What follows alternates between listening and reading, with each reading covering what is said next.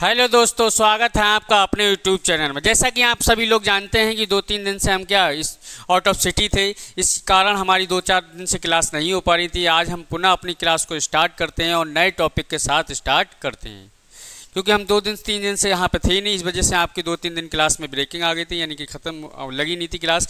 आज हम नए टॉपिक लेके आए हैं, न्यूटन के गति विषयक नियम या न्यूटन के गति के नियम।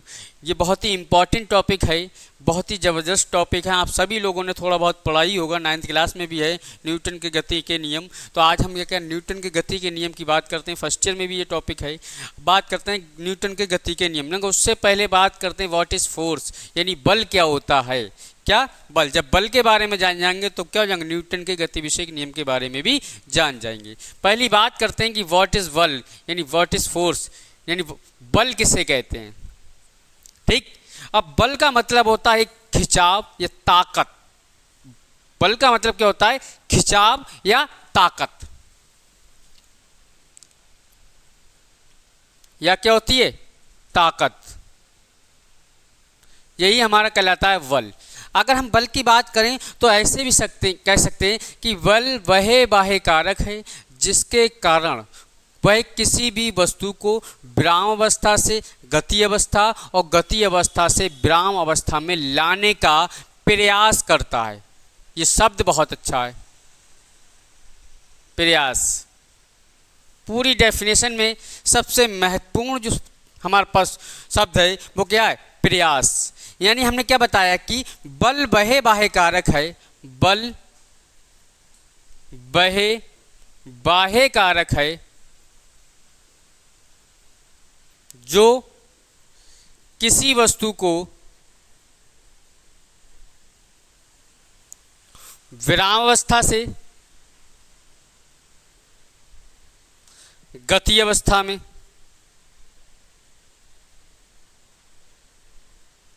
और गति अवस्था से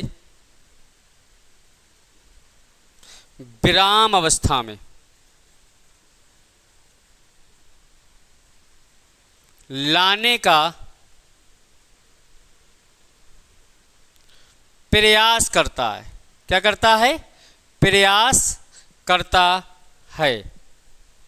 मैंने क्या बताया, विराम अवस्था भी आप जानते हैं कि अब कोई वस्तु समय के अनुसार अपनी स्थिति में परिवर्तन नहीं करती है तब वो वस्तु कहलाती है विराम अवस्था में। जब कोई वस्तु समय के अनुसार अपनी स्थिति, अपनी पोजीशन में परिवर्तन करती है तो वो कहलाती है हमारे पास गति अवस्था। तो यहाँ पे हमने क्या है, बल वह बाह्य कारक है। भाई हर वस्तु के अंदर नहीं होता, ये एक्सटर्नल होता है। भाई खुद का वस्तु की नहीं होता है कि हमने जब वस्तु ने चाहा अपने आप को विराम अवस्था में ले आई, जब वस्तु ने चाहा अपने आप को क्या लाई, गति अवस्था में ले आई। ये कहाँ से लगाया जाता है, बाहर से लगाया जाता है। इसलिए क्या कहा जाता है, बाह्य कारक है जिसके कारण कोई भी वस्तु को वही विराम अवस्था में है तो उसे गति अवस्था में ला सकने का प्रयास करता है, या गति अवस्था में है तो उसको किसमें लाने का प्रयास करता है, विराम अवस्था में लाने का प्रयास करता है। देखो प्रयास मैंने इसलिए बोला है कि जरूरी नहीं कि किसी वस्तु पर बल लगाने से विराम अवस्था से वो गति अवस्था में आ जाए। सपोज दैट ये दीवार है, अगर दीवार को मैं फोर्स करूं, दीवार को क्या करूं, फोर्स करूं, और फोर्स करने पर मैं फोर्स करने का मतलब क्या, दीवार अभी विराम अवस्था में, फोर्स करने का मतलब क्या, इसकी अवस्था में परिवर्तन लाना। मैंने दीवार को क्या करा, फोर्स करा, फोर्स लगाया एक, लेकिन दीवार क्या हुई, विराम अवस्था से गति अवस्था में नहीं आई। लेकिन मैंने तो एक प्रयास किया था ना, वो प्रयास मेरा क्या, असफल रहा, क्योंकि मेरा बल इतना कारगर था ही नहीं कि दीवार को गति अवस्था में ला सके। जैसे सपोज दैट एक एग्जांपल और देता हूँ। मान लो कि 2 क्विंटल की एक बोरी है और एक व्यक्ति से कह दिया इसको तुम बल लगाकर क्या करो, हमारे घर तक पहुँचा दो। उस बंदे ने इस 2 क्विंटल की बोरी को उठाया, मतलब उठा नहीं पाया, उठाने का एक प्रयास किया, बल लगा के तो उठाएगा। भाई उसने बल लगाया, लेकिन बल लगाने से वो वस्तु गति विराम अवस्था से गति अवस्था में नहीं आ पाई। यानी मेरे कहने का मतलब ये है, प्रयास का मतलब ये है कि हम सफल भी हो सकते हैं किसी पर बल लगाने से वो गति अवस्था में आ जाए, या फिर किस असफल भी हो सकते हैं। भाई अगर मान लो हमारा फोर्स कम है तो किसी वस्तु पर हमने फोर्स अप्लाई किया, लेकिन उस वस्तु पर फोर्स का कोई फर्क नहीं पड़ा। इसलिए क्या होता है कि बल वह बाह्य कारक है जो किसी भी वस्तु को विराम अवस्था से गति अवस्था और गति अवस्था से विराम अवस्था में लाने का प्रयत्न करता है, प्रयास करता है। जैसे सपोज दैट कोई बाइक हमारी तरफ बड़ी तेजी से आ रही है, जब तेजी से आ रही है तो हम उसको बल लगाकर ही तो रोकेंगे, या फिर तो हमने जब बल लगाया तो हमारा बल जो था वो कम था, जिस कारण बाइक हमें साथ में लेके आगे की ओर चलेगी। नहीं समझे? ऐसे नहीं, आपका दोस्त कोई गाड़ी से जा रहा है, आपने पीछे से क्या करा, उसकी गाड़ी को पकड़ लिया और रोकने का कोशिश करी। कहाँ कहते हैं? वहाँ पे कोशिश। और कोशिश का ही मतलब तो प्रयास होता है। आपने उसको रोकने की कोशिश करी, बट उसने क्या करा, अपने एक्सीलेटर को ज़्यादा तेज कर दिया, यानी उसने उसकी गति को ज़्यादा तेज कर दिया, जिसके कारण हम उसको रोकने में क्या रहे, असफल रहे। क्या रहे? असफल रहे। यानी हम कह सकते हैं कि बल वह बाह्य कारक है जिसके कारण कोई वस्तु गति अवस्था में तो विराम अवस्था, और विराम अवस्था से तो गति अवस्था में लाने का क्या करता है, प्रयास करता है। 100% बात नहीं कर सकते। जरूरी नहीं किसी पे बल लगाने से विराम अवस्था की वस्तु गति अवस्था में आ जाए, या गति अवस्था में चलती हुई वस्तु को बल लगाने से विराम अवस्था में ला सकें आप, ये जरूरी नहीं है। वो तो आपके फोर्स के ऊपर डिपेंड करेगा कि आपने कितना फोर्स लगाया। क्लियर हो गई बात? अब बात करते हैं बेटा बल के ही कारण हम क्या गति के 3 नियम पढ़ेंगे, जो कि हमें न्यूटन नाम के वैज्ञानिक ने दिए थे। तो हम गति के 3 नियमों के बारे में बात करते हैं। पहला नियम हमारे पास क्या आता है बेटा, वो तो आप जानते हैं, बल कैसी राशि है? बल एक सदिश राशि है। बल एक कैसी राशि है? सदिश राशि है। फिर बल के प्रकार भी होते हैं, संतुलित बल और असंतुलित बल, वो बात की बात बताएंगे। ठीक है,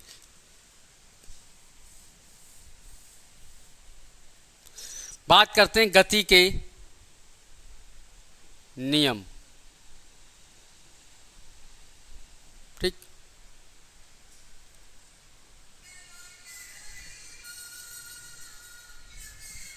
गति के नियम। गति के नियम के बारे में बात करते हैं। मोशंस लॉ,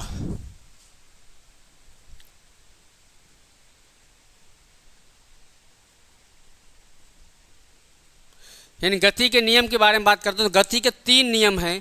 प्रथम नियम हमारे पास आता है प्रथम, गति का प्रथम नियम। तीनों के बारे में भी हम बात करेंगे। गति का प्रथम नियम, फर्स्ट लॉ ऑफ मोशन। इसको एक नाम से और भी जानते हैं हम, क्या जानते हैं? या जड़त्व का नियम, लॉ ऑफ इनर्शिया। क्या कहते हैं? लॉ ऑफ इनर्शिया कहते हैं। इसे फर्स्ट लॉ ऑफ मोशन कहते हैं। क्लियर हो गई बात? ठीक है।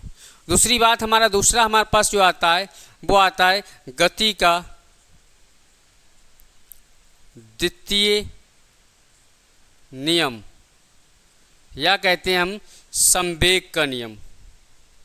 संवेग का नियम, लॉ ऑफ मोमेंटम। तीसरी बात करते हैं हम, क्या करते हैं? गति का तृतीय नियम, या इसको दूसरा नाम दिया जाता है ठीक क्रिया प्रतिक्रिया का नियम। क्रिया प्रतिक्रिया का, एक्शन एंड रिएक्शन नियम। इसको क्या कहते हैं? जड़त्व का नियम, इनर्शिया लॉ। क्या कहते हैं?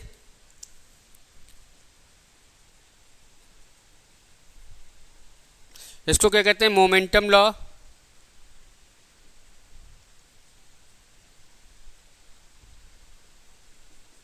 इसको क्या कहते हैं? Action and reaction.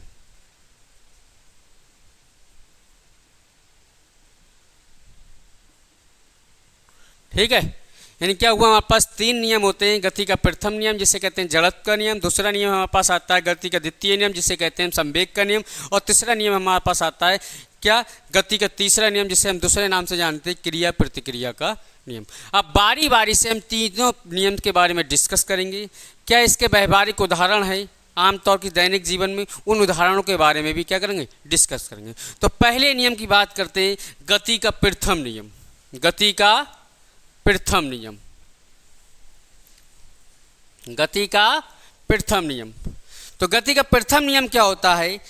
यह नियम क्या कहता है कि अगर कोई वस्तु विराम अवस्था में है तो विराम अवस्था में ही रहेगी, और गति अवस्था में है तो गति अवस्था में ही रहेगी, जब तक उस पर कोई बाह्य बल ना लगाया जाए। जैसे ये बोर्ड जो था आज से 4 दिन पहले भी यही आपने देखा था, क्योंकि ये किस में था? विराम अवस्था में था। ठीक है, आज 4 दिन बाद जब हमने क्लास ली तब भी ये बोर्ड कहाँ मिला? यही मिला। क्यों मिला? क्योंकि इस पर कोई एक्सटर्नल फोर्स हमने अप्लाई नहीं किया। अगर इस पर कोई एक्सटर्नल फोर्स अप्लाई कर देते तो ये बोट की पोजीशन हटा के कहाँ कर सकते थे? कहीं और भी कर सकते थे। यानी वस्तु के अंदर खुद का ये कुछ नहीं होता है कि उसकी जब मर्जी आई रुक गई और जब मर्जी आई क्यों ही चल दी, ऐसा कुछ नहीं होता है। क्योंकि जब हम बाह्य कारक का यूज करते हैं, और बाह्य कारक के रूप में किसका यूज करते हैं? जो अभी इससे पहले हमने आपको पढ़ाया था, फोर्स। किसको? एक्सटर्नल फोर्स जिसे कहा जाता है कि अगर किसी वस्तु पर हम एक्सटर्नल फोर्स अप्लाई करते हैं, अगर वो रुकी हुई है, ठीक, तो वो गति अवस्था में आ सकती है।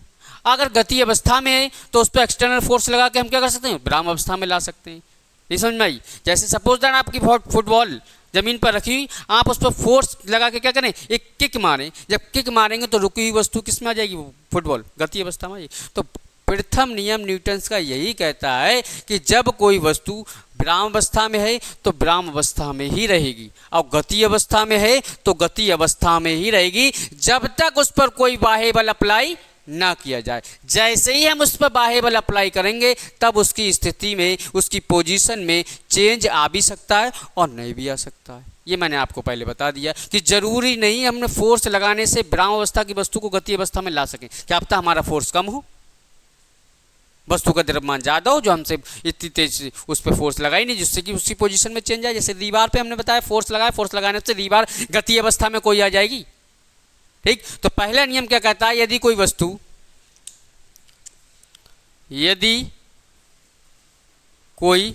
वस्तु, विराम अवस्था में है, विराम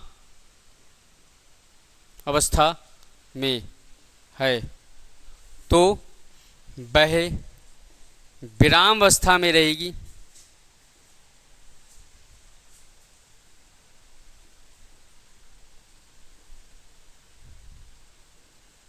या गति अवस्था में है, तो वह गति अवस्था में रहेगी जब तक उस पर कोई बाह्य बल आरोपित ना किया जाए। यानी अगर कोई वस्तु विराम अवस्था में तो विराम अवस्था में रहेगी, गति अवस्था में तो गति अवस्था में ही रहेगी, जब तक उस पर कोई बाह्य बल अप्लाई ना किया जाए। यही नियम जो हमारा क्या कहलाता है? गति का प्रथम नियम कहलाता है। इसी को एक नाम से और भी जानते हैं, इसी नियम को, इस बात को याद रखना, इसी नियम को जड़त्व का नियम कहते हैं। किसका कहते हैं? Law of inertia.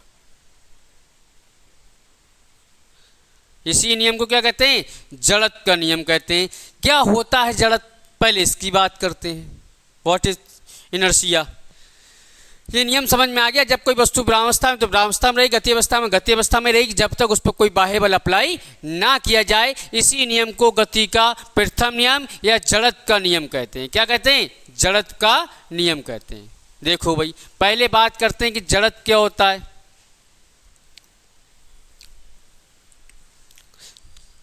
देखो भाई, बात आ गई जड़त्व का नियम क्यों कहा जाता है। तो पहले समझें आप जड़त्व किसे कहते हैं। इनर्शिया। देखो भाई, जड़त्व होता क्या है कि हर वस्तु के पास क्या होता है? द्रव्यमान होता है। क्या होता है? द्रव्यमान होता है। और हर द्रव्यमान वाली वस्तु ये चाहती है कि मैं जिस अवस्था में हूं उसी अवस्था में बनी रहूं। हर द्रव्यमान वाली वस्तु क्या चाहती है कि मैं जिस अवस्था में हूं उसी अवस्था में बनी रहूं। अगर उसकी अवस्था में हम क्या करते हैं, अगर चेंजेस लाना चाहें तो चेंजेस लाने के लिए हमें क्या करना पड़ेगा? फोर्स लगाना पड़ेगा। जब हम किसी वस्तु को विराम अवस्था से गति अवस्था में लाने के लिए फोर्स अप्लाई करते हैं तो इस फोर्स का जो विरोध करता है वही हमारा क्या कहलाता है? जड़त्व कहलाता है। अगर कोई वस्तु गति अवस्था में है और हम उसको विराम अवस्था में लाना चाहते हैं तो विराम अवस्था में लाने के लिए क्या लगाएंगे? फोर्स। इस फोर्स का जो विरोध करता है वही हमारा क्या कहलाता है? जड़त्व कहलाता है। क्योंकि हर द्रव्यमान वाली वस्तु ये चाहती है कि मैं जिस स्टेट में हूं, जिस अवस्था में हूं उसी अवस्था में रहूं। इसलिए क्या कहते हैं कि जो फोर्स अप्लाई किया जाता है उसका विरोध जो करता है वही हमारा जड़त्व कहलाता है। तो हम कह सकते हैं इसकी डेफिनेशन, किसी वस्तु का वह गुण जिसके कारण, ठीक, जिसके कारण उसमें होने वाले परिवर्तन का क्या करती है, विरोध करती है। क्या करती है, विरोध। जड़त्व का मतलब क्या होता है कि अगर किसी वस्तु पर हम परिवर्तन करें, उस परिवर्तन का जो विरोध करता है उसी को क्या करते हैं, जड़त्व कहते हैं। तो इसकी डेफिनेशन आप क्या देंगे, किसी वस्तु का वह गुण, किसी वस्तु का वह गुण जिसके कारण वह अपनी अवस्था परिवर्तन का विरोध करे, जड़त्व कहलाता है।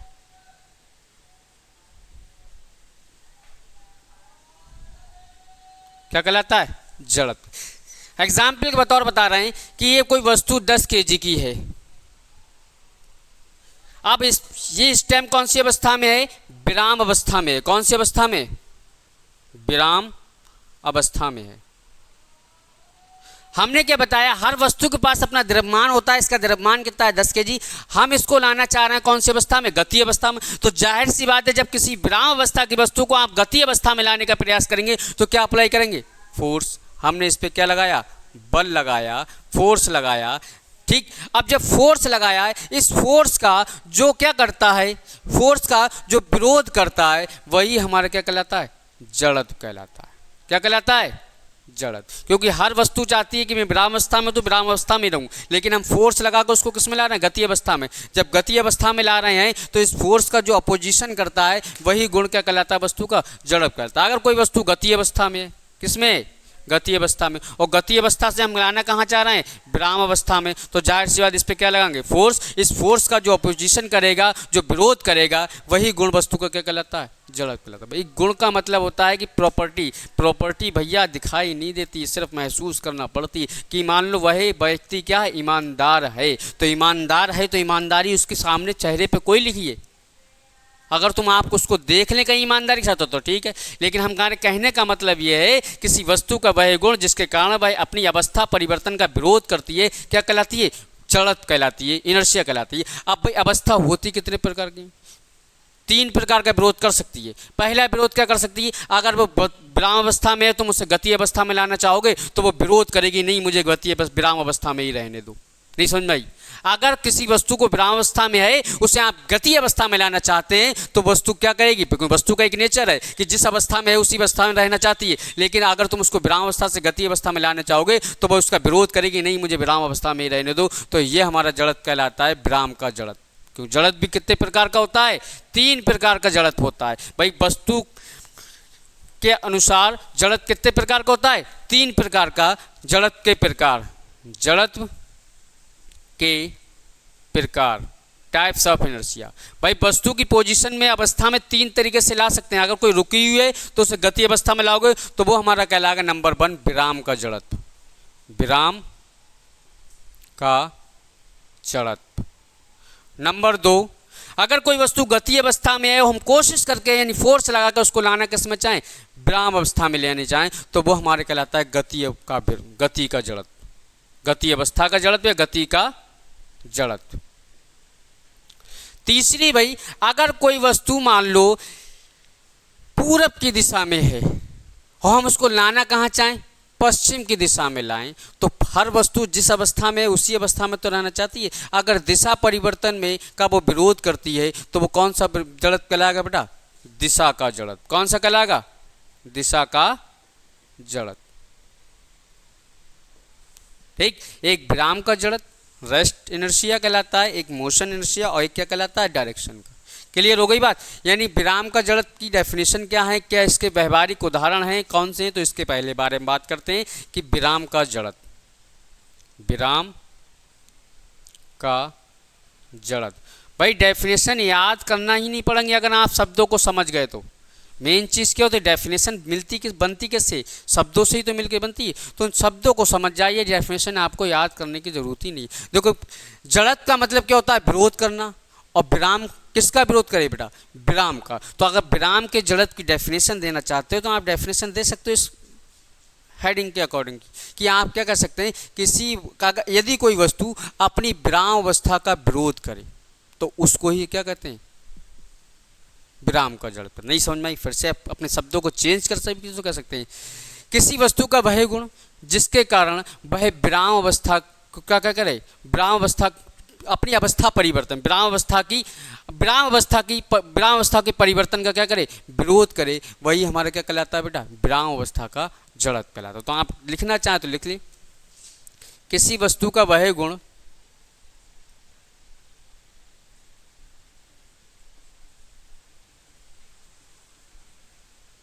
जो अपनी विराम अवस्था परिवर्तन का विरोध करे, विराम का जड़त्व कहलाता है।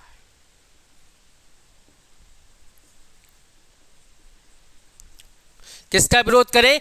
विराम की अवस्था परिवर्तन का, क्योंकि अगर विराम में है तो वस्तु यही चाहती है कि मैं विराम में रहूं। मैंने साफ साफ लिखा है किसी वस्तु का वह गुण जो अपनी विराम अवस्था परिवर्तन का क्या करे, विरोध करे। इसी विरोध को तो हम क्या कहते हैं बेटा? विराम का जड़त्व कहा जाता है। जैसे फॉर एग्जाम्पल उदाहरण जो हम देते हैं वो ये है, देखो ठीक, कि मैंने क्या बताया, हर वस्तु की एक प्रॉपर्टी होती है कि जिस अवस्था में उसी अवस्था में रहना चाहती है। मान लो आप किसी गाड़ी पर बैठे हुए हैं, किसी बस पर बैठे हुए हैं, बस स्टैंड क्या है? रुकी हुई है। बस स्टैंड क्या है? रुकी हुई है। आप गाड़ी की सीट पर, बस की सीट पर बैठे हुए हैं, बस जो है वो रुकी हुई है, तो इसका मतलब कौन सी अवस्था में? विराम अवस्था में है। और आपका शरीर भी उस टाइम कौन सी अवस्था में? विराम अवस्था में। बस का ड्राइवर क्या करे? अचानक गाड़ी को क्या करे? चला दे, तो आप क्या करते हैं? पीछे की ओर क्या होते हैं? गिरने लगते हैं। पीछे की ओर आपको एक क्या लगता है? झटका लगता है। ना समझ में आई? एक और समझे, आपका फ्रेंड, आपको कोई फ्रेंड की मोटरसाइकिल है, मोटरसाइकिल पे आप जाके पीछे बैठ गए। उस टाइम गाड़ी क्या थी? रुकी हुई थी। आपके फ्रेंड ने क्या करा? उस गाड़ी को क्या करा? आगे बढ़ा दिया एकदम, यानी विराम अवस्था में थी एकदम। किसमें? आपको नहीं बताया, आपको बिना बताए गाड़ी को कौन सी अवस्था में लाने की कोशिश करें? गति अवस्था में ला दी। तब आप क्या होते हैं? पीछे की ओर झुक जाते हैं। उसका कारण क्या है? क्योंकि जब आप गाड़ी पे बैठे हुए थे तो आपका जो शरीर था वो विराम अवस्था में था, लेकिन आपके दोस्त ने चाहा था कि मैं अपनी गाड़ी को किस में ले आऊं? गति अवस्था में ले आऊं। लेकिन वस्तु तो क्या करती है? अगर जिस अवस्था में होती है उसी अवस्था में आने की कोशिश करती, रहने की कोशिश करती है। जैसे ही आपके दोस्त ने गाड़ी को गति अवस्था में लाया, आपका शरीर विराम अवस्था में था। वो विराम अवस्था में रहने के कारण कहाँ की ओर आता है? वहीं की ओर, पीछे की ओर झुक जाता है। यही उदाहरण किसका बेटा? विराम के जड़त्व का। नहीं समझ में आई?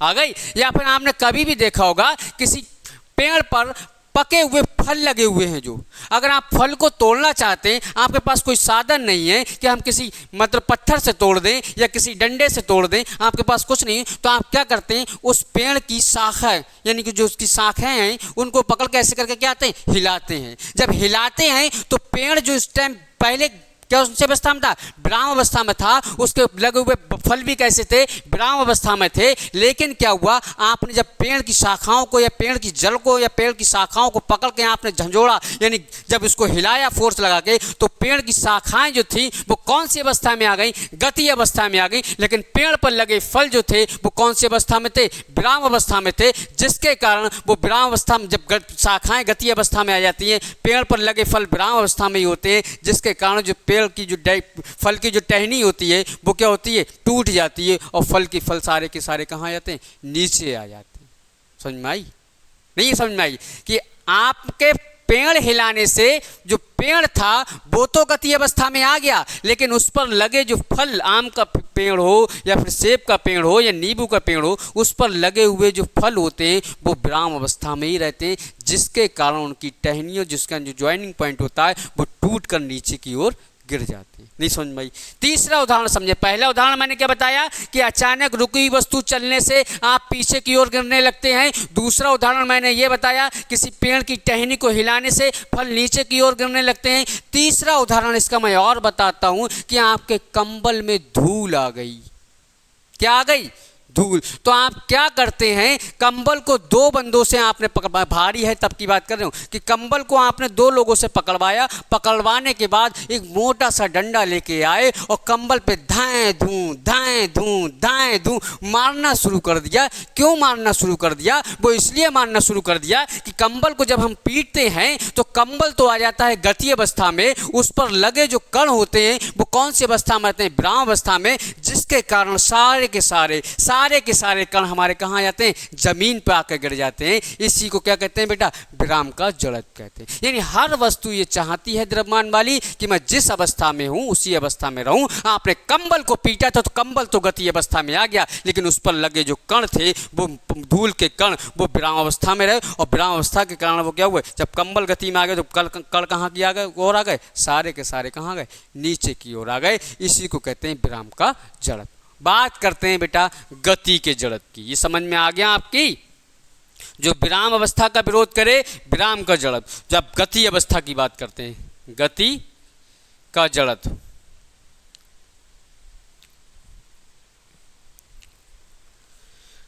गति का जड़त्व भाई बिल्कुल इसी की तरह ये विराम अवस्था में परिवर्तन का विरोध कर रहा है, तो ये क्या करेगा? गति अवस्था में परिवर्तन का विरोध करेगा। नहीं समझ में आई? नहीं आई?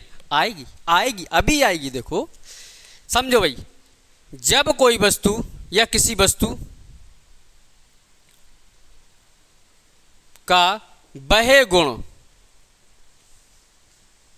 जो अपनी गति अवस्था में होने वाले परिवर्तन का विरोध करे, इसी को कहते हैं? गति का जड़त्व कहते हैं। जैसे इसके उदाहरण आपको समझ में आए? कहो तो लिख देता हूं। पहला क्या था? रुकी हुई बस का अचानक चल जाना। रुकी हुई बस का अचानक चल जाना पहला। दूसरा क्या था? पेड़ की शाखाओं को हिलाने पर फल नीचे गिर जाना। तीसरा क्या था? कंबल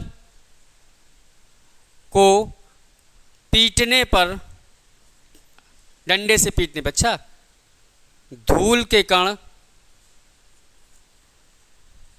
नीचे गिर जाना। ये सारे के सारे क्या है? विराम अवस्था के जड़त्व का उदाहरण।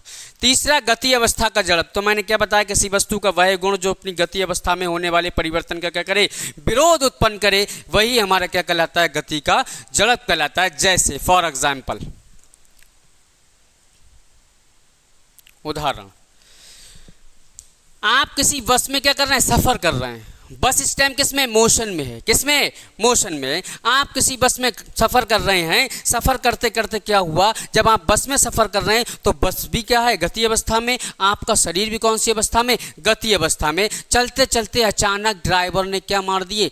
ब्रेक मार दिए। क्या मार दिए?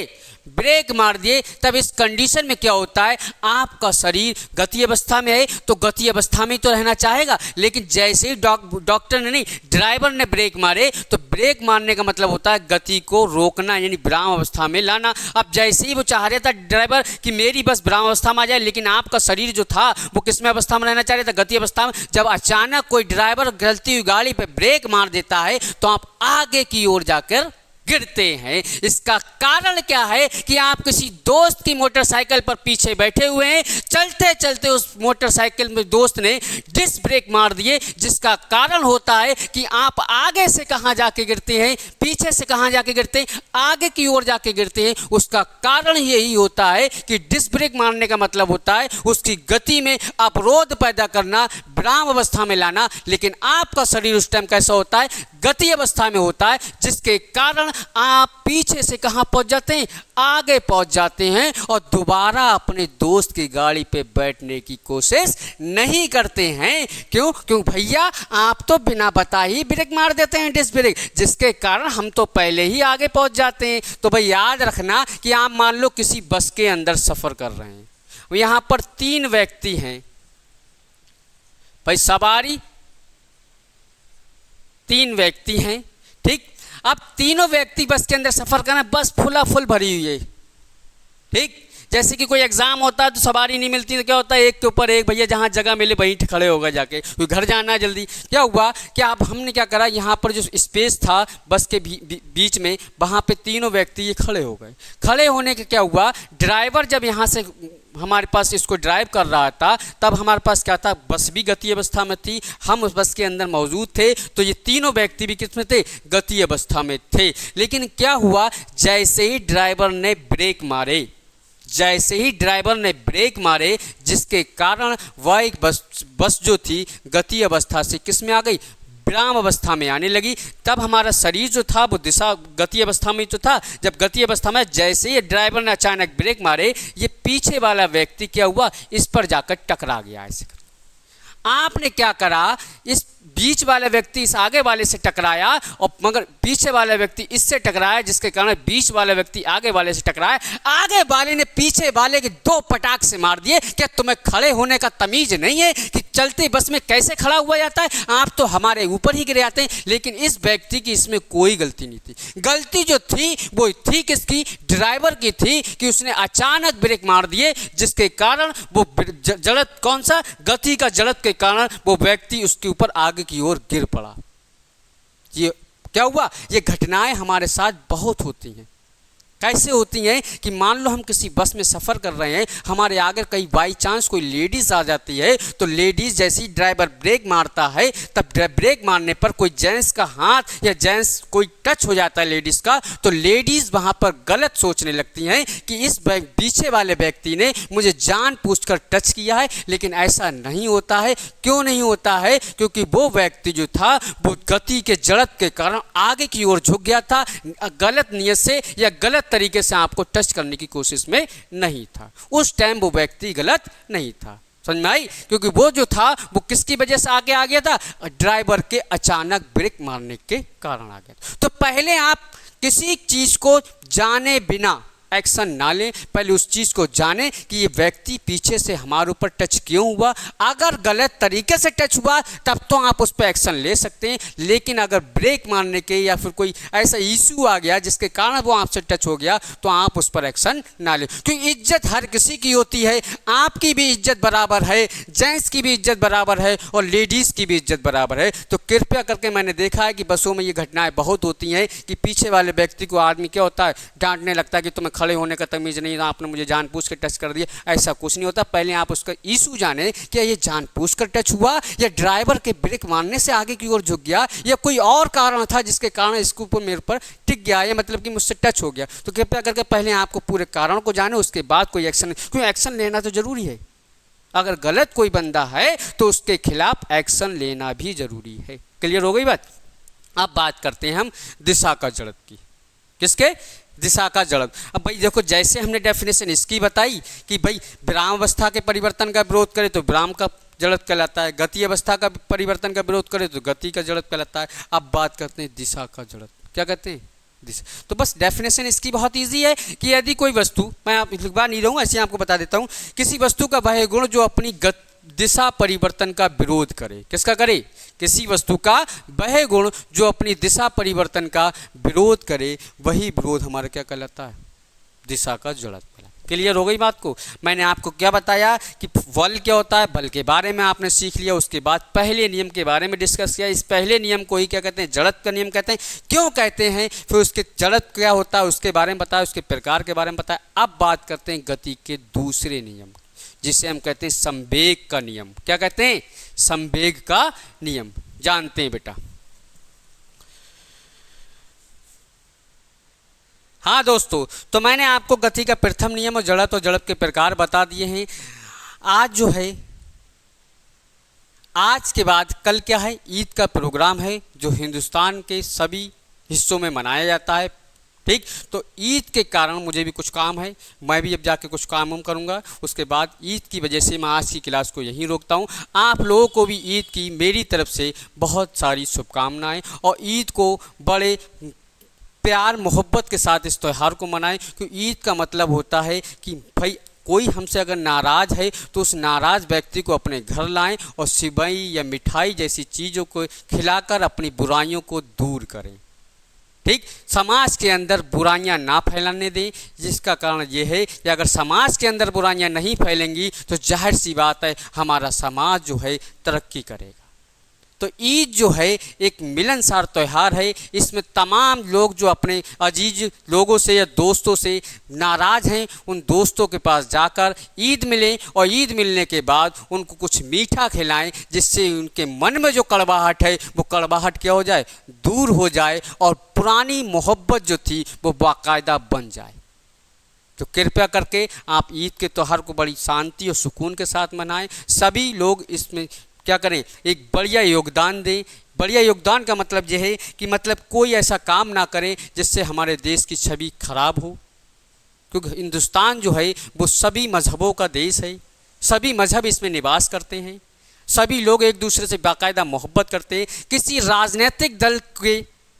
राजनीतिक दल के बहकावे में आकर अपनी भाईचारे को ख़राब ना करें, क्योंकि भाईचारा एक ऐसी ताकत है जो तमाम बलाओं से लड़ सकता है। अगर आपके अंदर भाईचारा नहीं है तो आप अंदर से क्या होते हैं, कमज़ोर होते हैं, और जो व्यक्ति अंदर से कमज़ोर होता है वो कुछ नहीं कर सकता। अपने अंदर क्या लाएं, भाईचारा लेके आएँ और बड़े सुकून और उसके साथ ईद के त्यौहार को मनाएं। तो मेरी तरफ से आप सभी लोगों को ईद की ढेर सारी शुभकामनाएं। आप ये जो क्लास है ये मैं हो सका तो कल किसी टाइम अगर मुझे मिल गया तो मैं कल आपको ले सकता हूँ क्लास, ना तो अदरवाइज़ ईद के दूसरे दिन से मैं आपको इस क्लास को क्या करूँगा, कंटिन्यू करूँगा। सभी लोगों को मेरी तरफ से ईद की शुभकामनाएँ। अस्सलाम वालेकुम, नमस्ते।